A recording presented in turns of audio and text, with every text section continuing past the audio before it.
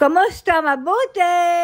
For today's video. For today's video ay dumating ng araw na yan ang anak ni Lola na lalaki na si Ilan. May dala siyang pagkain para kay Lola at bago siya pumunta dito sa bahay ay dumaan muna siya sa bahay ng kanyang tiyahin na si Imadora. May ipadadala daw kasi siya dito sa bahay na kapirasong apple cake. Mahilig nga din si Imadora na magbigay ng pagkain para kay Lola at Nili. Alam kasi ni Imadora na mahilig si Lola sa apple cake at syempre si Nilush. Kapag may bagong lutong pagkain si Imadora ay tinatanong niya si Lola kung gusto at padadalhan sa kanyang caregiver. Simula nga nang bumalik ang sakit ni Nili ay hindi na rin ako nakakapunta sa bahay ni Imadora. At kapag may gusto siyang ipadala na pagkain para kay Lola at Nili ay pinapadala na lamang niya dito sa bahay sa kanyang caregiver. At ang dala naman ng anak ni Lola na niluto ay marak-off o chicken soup. Buti na nga lamang at medyo okay din si Nili ng araw na yan. Dahil minsan kapag wala siya sa mood, makarinig lamang siya ng salitang off at dag ay nag-iiyak yan at nagsisisigaw. At ayaw niya daw kumain nun kahit hindi naman para sa kanya. Nung bago pa nga lamang ako dito na talaga malala ang kondisyon ni Nili ay kahit nga yung kapatid na si Ilan kapag pumupunta dito sa bahay ay nag-iiyak yan at nagsisisigaw. Ay nga't habang nanonood ng TV si Nilush ay panay din ang kanta niya dyan.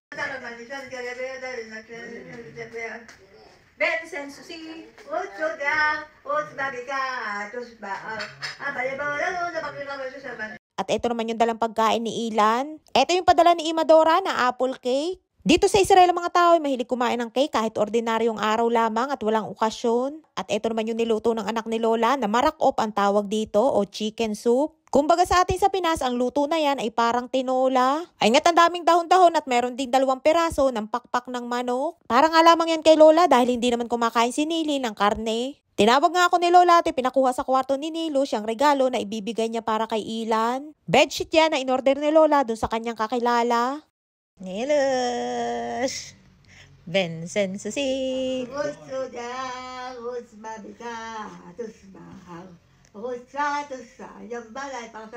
Kalakabot! Paa!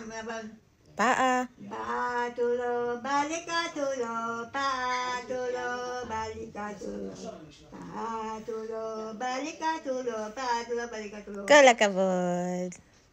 Ay nga't basta kantahan ay laging game si Nilush dahil mahilig yan sa musika. At isa nga din yan sa ginagawa kong pang-aliw kay Nilush kapag wala siya sa mood.